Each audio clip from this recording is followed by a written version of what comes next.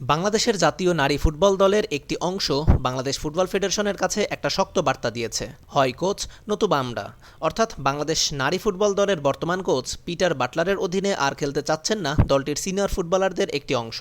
বৃহস্পতিবার সাবিনা, সানজিদা, শামসুন্নাহার, ঋতুপর্ণা, মাসুরা, মনিকার মতো তারকা ফুটবলার সহ মোট ১৮ জন সাংবাদিকদের কাছে নিজেদের অসন্তুষ্টির কথা জানিয়ে বিবৃতি দেন।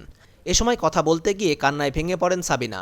ফুটবলাররা জানান, ২০২৪ সালের সাফ ফুটবল আসর থেকেই কোচের সাথে দৃশ্যত একটা দূরত্ব দেখা যাচ্ছিল। পরে কোচের আচরণের কারণে সেই দূরত্ব একটা দ্বন্দ্বে রূপ নিয়েছে। তারা এখন এই কোচের অধীনে খেলা চালিয়ে নিতে অপারগ। যদি কোচের বিষয়ে কোনো সুরাহা না করে ফেডারেশন, তবে এই ফুটবলাররা পদত্যাগ করবেন বলে জানিয়েছেন। পিটার বাটলার ৫৮ বছর বয়সী একজন ফুটবল কোচ, যিনি ২০২৪ সালের মার্চ মাস থেকে বাংলাদেশ জাতীয় নারী ফুটবল দলের সাথে কাজ করছেন। এর আগে তিনি বাংলাদেশ ফুটবল ফেডারেশনের এলিট ফুটবল একাডেমির কোচ হিসাবে বাংলাদেশের ফুটবলের সাথে সম্পৃক্ত ছিলেন। ব্রিটেনে প্রিমিয়ার লিগ ফুটবল খেলা এই কোচ এর আগে লাইবেরিয়া ও বোতসোয়ানার জাতীয় ফুটবল দলের কোচ হিসেবে দায়িত্ব পালন করেন। নানা বিতর্কিত ঘটনার পরেও বাংলাদেশ জাতীয় নারী ফুটবল দল ২০২৪ সালের অক্টোবর মাসে পিটার বাটলারের অধীনেই দক্ষিণ এশিয়ান নারী ফুটবল চ্যাম্পিয়নশিপের শিরোপা জিতেছিল। তবে তখন ফুটবলাররা কোচের ওপর নাখোশ ছিলেন, তা এখন প্রকাশ্যে এসেছে। কোচের বিরুদ্ধে ফুটবলারদের অভিযোগ কী ছিল? সাবিনা, সানজিদাদের এই বিদ্রোহী ফুটবলারের দল একটা ৩ পৃষ্ঠার লিখিত বিবৃতি দিয়েছেন সাংবাদিকদের। ৩ পৃষ্ঠার লিখিত বিবৃতিতে বডি শেমিং থেকে শুরু করে বৈষম্য, মানুষ হিসেবে ছোট করে দেখা, গালাগালি, মানসিক নির্যাতনের অভিযোগ তুলেছেন তারা এই কোচের বিরুদ্ধে। ফুটবলাররা লিখেছেন, মাঠ ও মাঠের বাইরে কোচ তাদের সাথে দুর্ব্যবহার করেছেন, আমাদের নিয়ে হাসি ঠাট্টা করেন, দলের অভ্যন্তরে খেলোয়াড়দের মধ্যে সিনিয়র জুনিয়রের কথা বলে বিভাজনের সৃষ্টি করেছেন, মেয়েদের পোশাক আশাক নিয়ে কথা বলতেও ছাড়েননি, বডি শেমিংও করেছেন, মেয়েদের ব্যক্তিগত জীবন নিয়ে কথা বলেন, বাজে মন্তব্য করেন কোচ। শুধু তাই নয়, পিটার বাটলারের বিরুদ্ধে গালিগালাজের অভিযোগও তুলেছেন ফুটবলাররা। পিটারের কাছ থেকে আমাদের অনেক গালিগালাজ শুনতে হয়েছে, আমাদের মানসিক হয়রানি এবং উৎপীড়নের একাধিক ঘটনা ঘটিয়েছেন কোচ। তার কারণে ক্যাম্পে একটি আতঙ্ক বিরাজ করছে, খেলোয়াড়রাও তাতে ভীষণ অসম্মানিত এবং হতাশার মধ্যে সময় কাটাচ্ছে। এই পরিস্থিতির নেপথ্যে কি ইস্যু? সংবাদ সম্মেলনে সাবিনার কান্নার ভিডিও সোশ্যাল মিডিয়াতে এখন বেশ ভাইরাল। তবে এটার ভিন্ন ব্যাখ্যাও অনেকের দাঁড় করানোর চেষ্টা করেছেন। সম্প্রতি বাংলাদেশের উত্তরবঙ্গের ২টি জেলায় নারী ফুটবল ম্যাচ বাধার মুখে পড়েছিল। অনেকেই এই ম্যাচ না হওয়া এবং সাবিনাদের বিদ্রোহী সংবাদ সম্মেলনের প্রেক্ষাপট এক করে ফেলেছেন। সাবিনাদের পুরো ঘটনা বাংলাদেশ ফুটবল ফেডারেশন কেন্দ্রিক, আরও নির্দিষ্ট করে বললে কোচ কেন্দ্রিক। এরই মধ্যে কোচের সাথে চুক্তি নবায়ন করেছে বাংলাদেশ ফুটবল ফেডারেশন। সাবিনাদের এই বিদ্রোহের পর বাংলাদেশ ফুটবল ফেডারেশন বেশ সতর্ক অবস্থান নিয়েছে।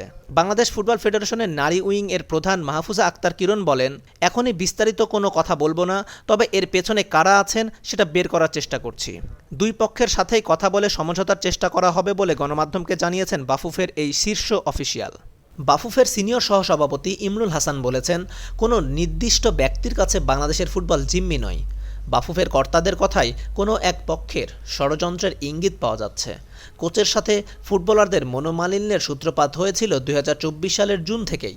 তখনই সাবিনা সহ বেশ কজন সিনিয়র ফুটবলারদের বেঞ্চে বসিয়ে তুলনামূলক কম বয়সীদের খেলানোর কথা ভাবেন পিটার বাটলার। বাংলাদেশের ফুটবল বিশ্লেষক রানা শেখের মতে সমস্যাটা ১৭ বা ১৮ জন ফুটবলারকে নিয়ে নয়, মূলত ৩ বা ৪ জন সিনিয়র ফুটবলারকে ঘিরেই এই বিদ্রোহ। সমস্যাটা আসলে ১৭ বা ১৮ জনকে নিয়ে নয়, সমস্যা হচ্ছে হাতে গোনা সর্বোচ্চ ৩-৪ জনকে নিয়ে, যাদেরকে বাটলার বেঞ্চে বসিয়ে নতুন খেলোয়াড়দের ট্রাই করেছে। তিনি বলেছেন, তাদেরই কাউকে বাটলার ওজন কমাতে বলেছেন, এটাকেই তারা বডি শেমিং বলছেন। এছাড়াও সাফ ২০২৪-এর মধ্যেও গণমাধ্যমে উঠে এসেছিল দলের ভেতর গ্রুপিং ও কোন্দলের কথা। কোচের নানা সিদ্ধান্তেই অসন্তুষ্টির কথা জানিয়েছেন ফুটবলাররা।